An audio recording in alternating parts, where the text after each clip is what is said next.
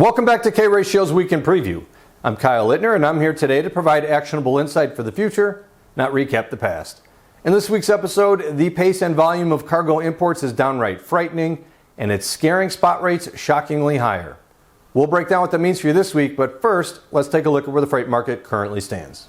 The National Outbound Tender Volume Index continues its jaw-dropping strength with its ninth week in a row above 15,000 and a last of 15,468.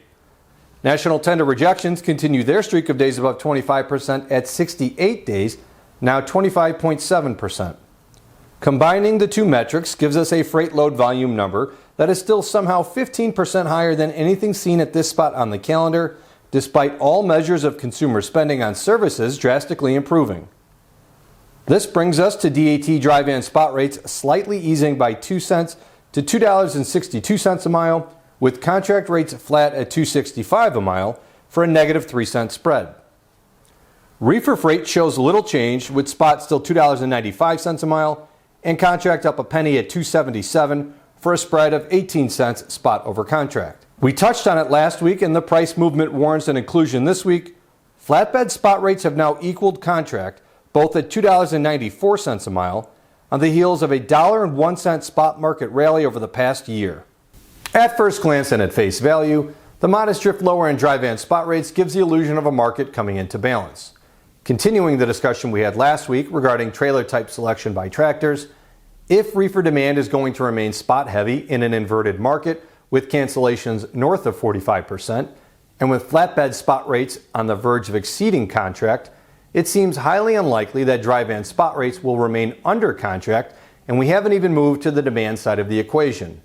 As for demand, with every major U.S. port reporting monthly import records, this is especially significant for dry van, as most of these imports are finished consumer goods.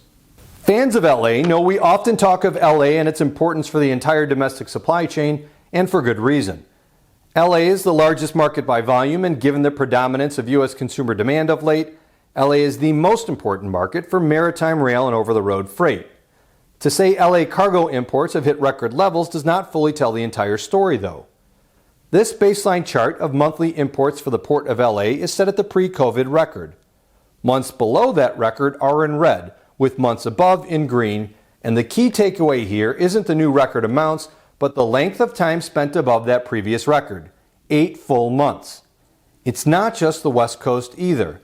The same baseline chart set against the previous record for the Port of New York, New Jersey, displays the exact same setup. 8 months spent well above the previous record. To tie this back into our first point about the illusion of dry van rates becoming into balance, port city dominance has not only pushed outbound rates for those markets to record levels, but they've managed to drag down the backhauls despite the fact that we are short of trucks everywhere. Using LA and Dallas as our OD pairs for an example, LA to Dallas is now $1.61 higher year over year, while Dallas to LA is 32 cents lower. Even more shocking, the round trip averaged $3 a mile a year ago, with both lanes around $1.50. Today, LA to Dallas alone is up to $3.11 a mile, with spot rates back above contract again, now a 15-cent premium. Just because spot rates nationally have stopped rising does not mean this rally is over. What does this mean for freight this week? Carriers, LA to Dallas is not the only lane like this out west. LA to Stockton, Phoenix, Salt Lake City, and Las Vegas are just a few of the lanes where spot is exceeding contract while backhauls make new lows. All average above $4 a mile, with the range exceeding $5. Brokers, while the backhauls out west weaken due to imports, those out east are strengthening due to imports. Elizabeth, New Jersey to Chicago is now $1 higher year over year, spot now 20 cents over contract. This is where you get hurt and you need to adjust that rate higher or abandon the lane. Shippers, once again, this is now extremely troubling out west. Mini bids are only a temporary band-aid. Move those contract rates higher already, or you will play this game all year long.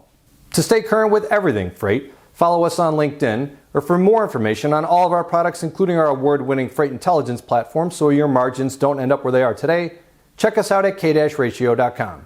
Please stay safe, and thanks again for watching.